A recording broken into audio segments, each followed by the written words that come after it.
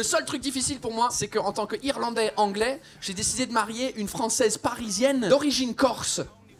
Et ouais. On est ensemble depuis 10 ans, pas parce que je l'aime, parce que j'ai peur. Le plus Frenchy des humoristes britanniques, il mixe les langues sur un ton corrosif dans son spectacle So British, ou presque. Bienvenue dans À l'affiche. Notre invité aujourd'hui est Paul Taylor.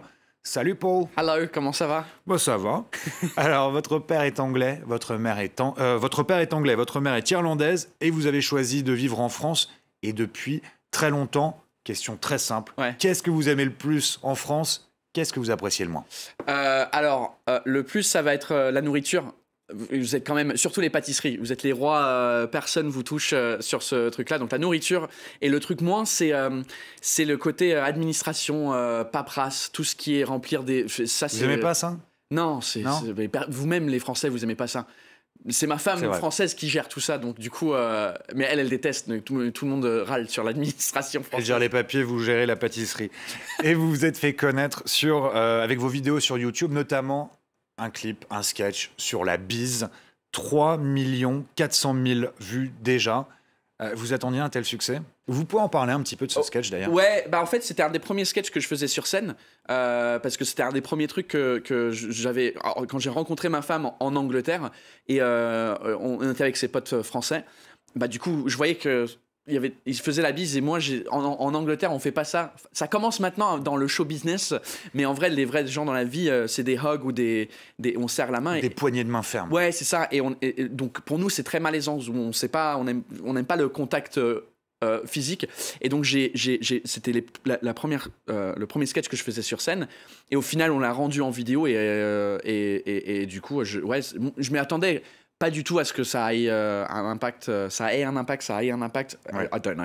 Que ça ait un impact aussi grand. Je savais que sur scène, ça fonctionnait bien dans des petites salles de 50 places. Ça rigolait beaucoup, mais je savais pas que ça allait...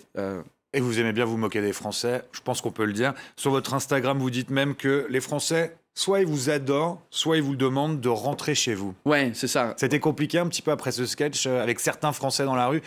Peut-être un petit peu chauvin.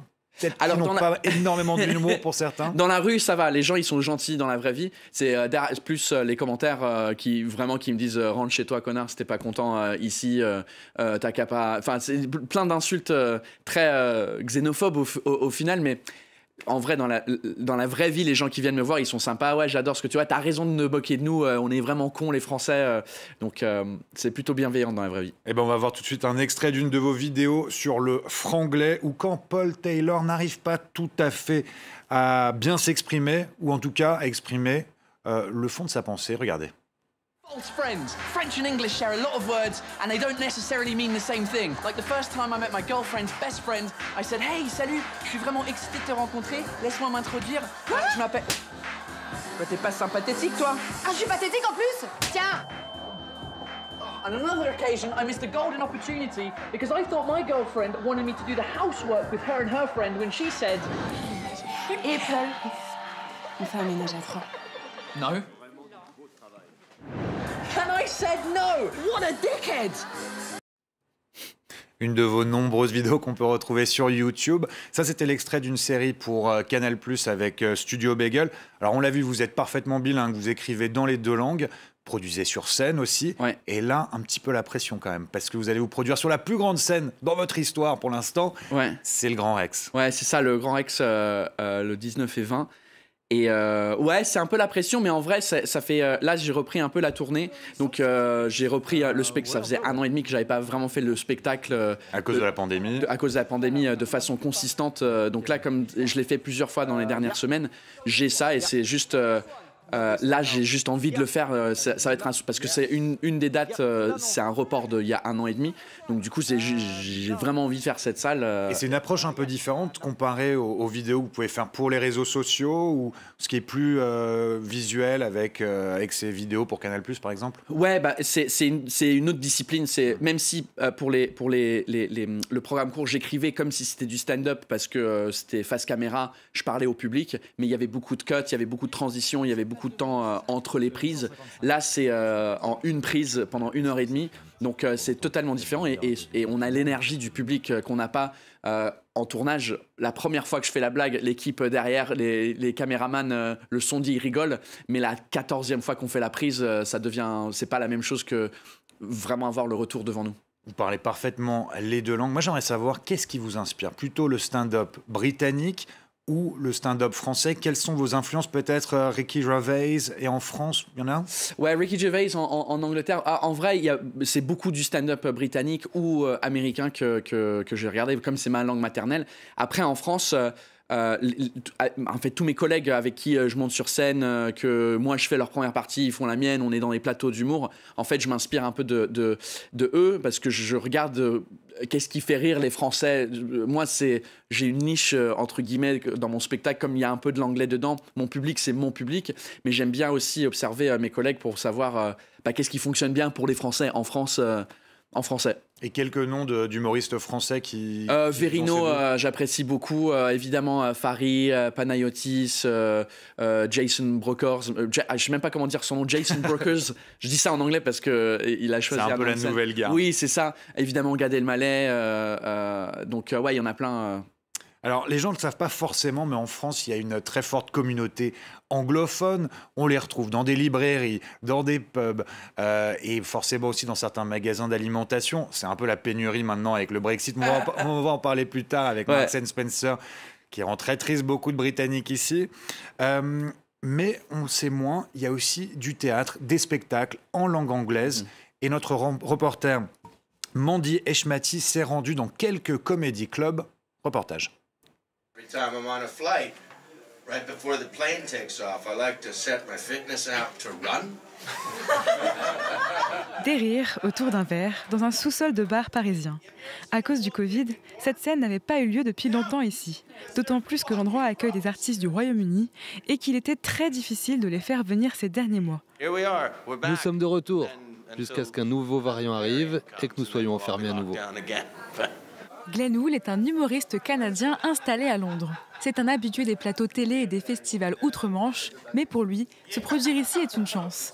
C'est une grande opportunité de venir à Paris. Si on te fait une telle proposition, tu viens. You're from England? All right. Yeah, that's really abroad now. Ce soir, le public est à majorité britannique. Ils sont environ 136 000 à résider en France. J'adore l'humour anglais. De tous les humours du monde, je lui mets la note de 10 sur 10. Et c'est super de retrouver ça à Paris. Il y a des comédiens plus internationaux que d'autres. Ce soir, je pense que la plupart des gens pouvaient comprendre. Pourtant, selon l'organisateur de la soirée, à peine 10% de ses spectateurs sont français. Il n'y a que certains artistes qui peuvent attirer un public français. Il faut le dire, certains de nos humoristes ont un fort accent régional. Les Français ne vont pas comprendre un accent de Belfast ou de Newcastle. Et ce n'est peut-être pas qu'une question de langue, mais aussi d'approche culturelle. Les Français stand-up, ça a commencé, depuis ce que je connais, à travers Jamel.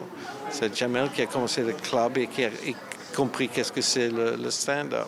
Il faut réagir à ce que dit le public et après ça, on va tourner à droite ou à gauche et avoir des choses à dire. Chaque spectacle va être différent. Un style qui fait recette, l'Apollo Théâtre reçoit de plus en plus d'artistes anglophones. Les Anglais et les Américains, ils veulent faire leur spectacle à Paris. C'est devenu l'incontournable. On a de la demande et ça marche. Et franchement, c'est complet. Il manque plus que Paul Taylor à l'Apollo Théâtre. Message passé. En attendant, les amateurs d'humour anglais pourront voir les Britanniques Michael O'Dowell et Troy Hawk pour une soirée spéciale le 5 novembre en partenariat avec le mythique Comedy Store londonien.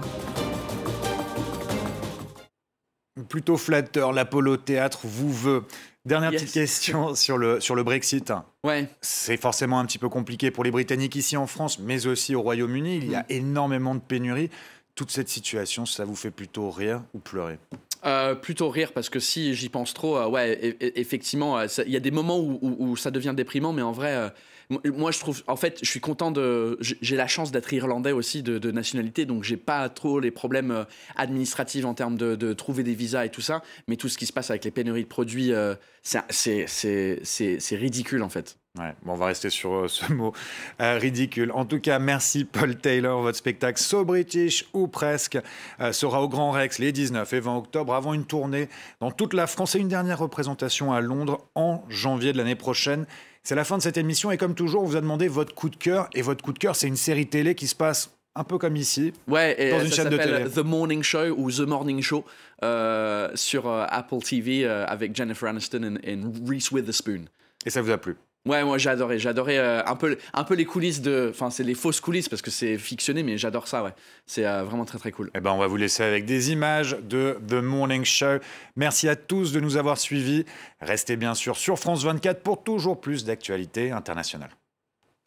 Everything changed in a minute.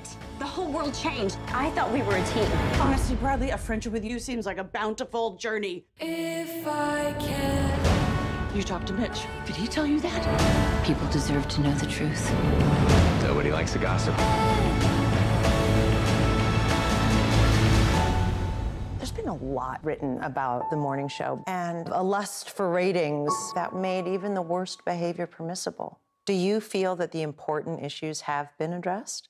It's up to you.